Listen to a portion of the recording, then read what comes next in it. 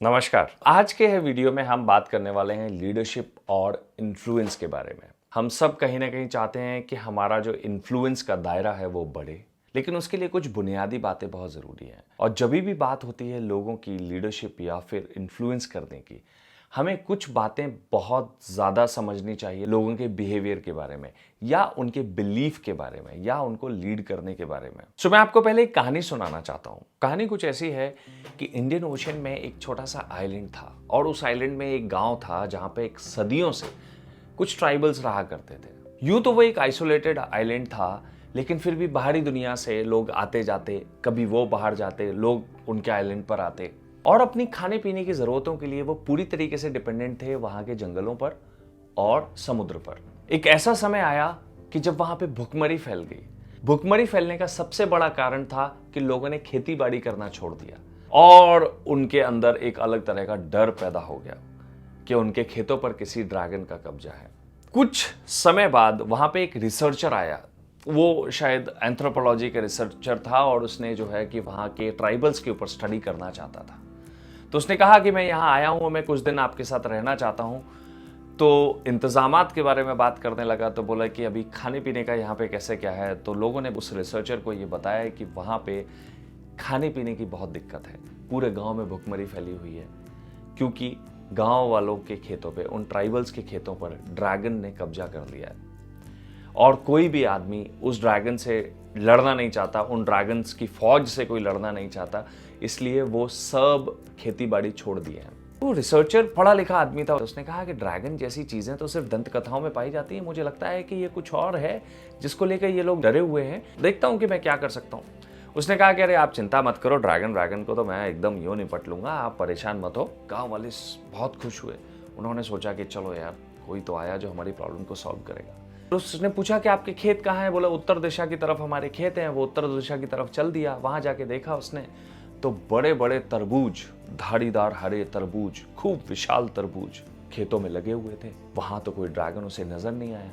तो वो गांव वापस आया और लोगों से आके बोला अरे तुम लोग क्या डरते हो यार, कौन सी चीज़ है, कोई ड्रैगन वैगन नहीं है, वहां पे बड़े बड़े तरबूज हैं, तुम लोग फालतू का डरते रहते हो। गांव वाले उसको पकड़ते हैं, बोला कि तुम हमारी बात नहीं समझते हो, तुम हमारा मखौल बनाते हो, ये सब चीज़ें। उसको उठाया, टुकड़े कर करके फेंक दिया। लेकिन गांव वालों की समस्या जस की तस। कुछ दिन बाद एक दूसरा रिसर्चर आया। उसने पूछा कि मैं यहाँ रहना चाहता हूँ। बोला आप बिल्कुल रहिए साहब, खाने पीने का इंतजाम। बोला बस उसी की दिक्कत है, खेतों पे ड्रैगन ने कब्जा कर लिया है और हम लोग कुछ कर नहीं सकते। तो ये रिसर्चर भी थोड़ा सा समझदार था, और ये बहुत बहादुर भी था। इसने कहा कि अरे क्या बात करते हो, ड्रैगन को तो मैं चुटकियों में हरा दूंगा। और वो निकल पड़ता है उन्हीं खेतों की तरफ। बोला कि आप रुको, अभी 5 मिनट में निपट के आते हैं सब कुछ। वो जाता है, वहां जाके देखता है, बोला कि बड़े बड़े विशाल तरबूज है। वापस आता है गाँव में, बोलता है कि अरे यार तुम लोगों को कैसे समझाया जाए, किसी ने तुम्हें बेवकूफ़ बनाया है, कोई ड्रैगन नहीं है, ये तो वाटरमेलन है, इनसे क्यों डर रहे हो। लोगों को लगा ये हमारे डर को नहीं समझता है, और ये कहीं ना कहीं हमें बरगला रहा है, कल हमारे बच्चों को बहला फुसला के ना ले जाए।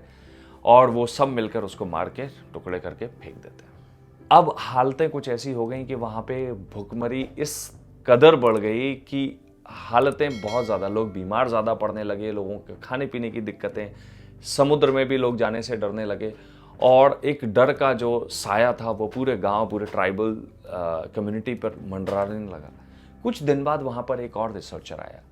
उस रिसर्चर ने फिर वही बात कही कि मैं यहाँ पर आया हूँ, मुझे कुछ अपना काम है, मैं जलवायु पे आपके यहाँ रिसर्च करना चाहता हूँ, इस बहाने में आप लोगों के बीच में भी रह लूँगा, मेरे खाने पीने का कैसा क्या इंतज़ाम होगा, मैं कहाँ रह सकता हूँ।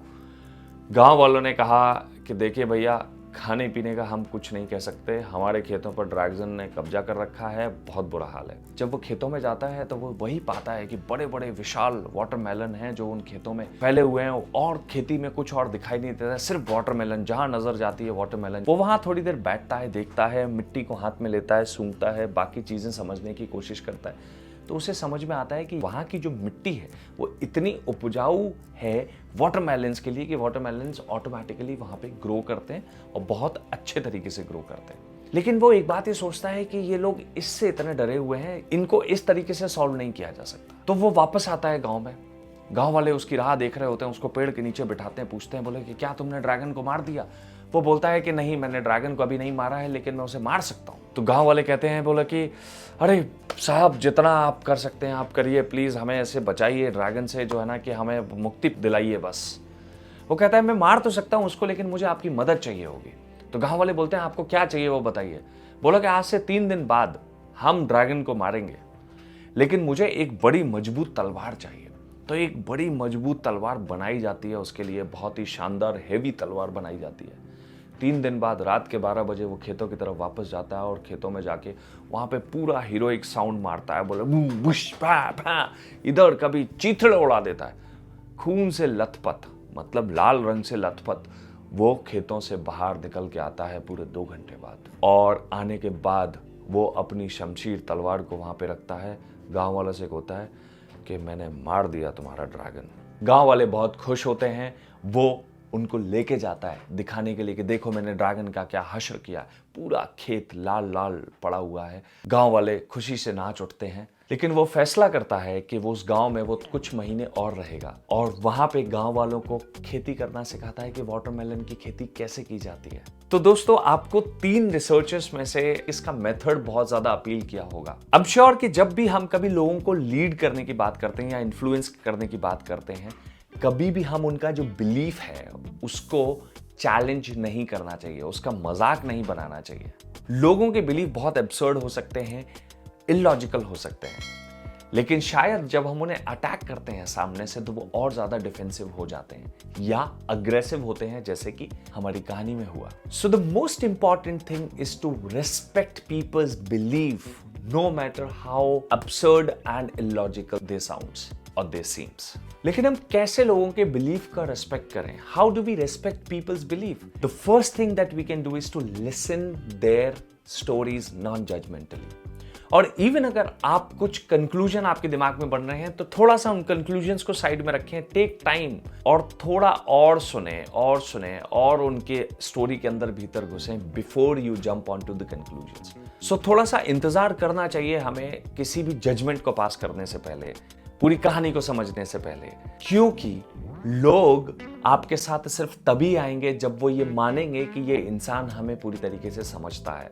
और अगर सबसे ज्यादा हम किसी चीज को अपने बहुत क्लोज रखते हैं तो वो है हमारे बिलीव्स, वो है हमारी वैल्यूज, वो है हमारी आइडेंटिटी, जो हम आइडेंटिटी अपने आप को मानते हैं। ये जरूरी नहीं है दुनिया का सच हो, लेकिन ये उस इंसान का सच है जिसने ये बात आपसे कही है। तो जब हम उनकी बात सुनते हैं, they felt understood, and then जब हम उनकी कहानी को पूरा देखने के बाद हम उनको कुछ सुझाते हैं तो बहुत ज्यादा चांसेस होते हैं कि वो हमारी भी कहानी सुने। सो लीडरशिप का सबसे पहला नियम ये है, when it comes to influencing people, listen to people's belief and do not attack them. So conclusions पे आना किसी भी रिलेशनशिप में, अब ये थोड़ी देर के लिए हम इसी कहानी को हम लीडरशिप और बड़े पर्सपेक्टिव में जब देखते हैं, समझते हैं, तो हमें समझ में आता है। लेकिन हमारे पर्सनल रिलेशनशिप में ये कैसे काम करता है?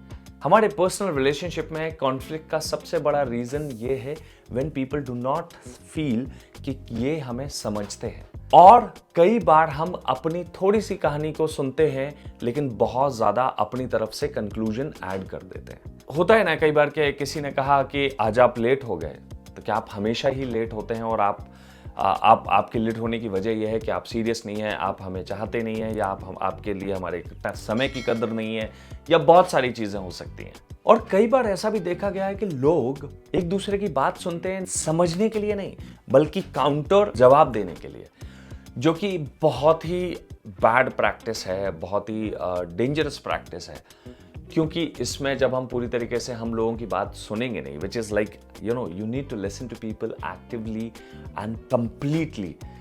जब तक कोई इंसान अपने आप को कंप्लीटली हर्ड महसूस नहीं करता है, वो शायद वो जो नीड फॉर कनेक्शन है वो कभी डेवलप भी नहीं होता है। सो इस स्टोरी का जो सबसे बड़ा रेलेवेंस है वो हमारी पर्सनल लाइफ से लेके लीडरशिप में दोनों ही जगह वो बहुत इम्पॉर्टेंटली रेलिवेंट है कि हम जब लोगों से बात करें तो लोगों के बिलीव्स को पूरी तरीके से सुने, समझें, और before breaking them let's understand them.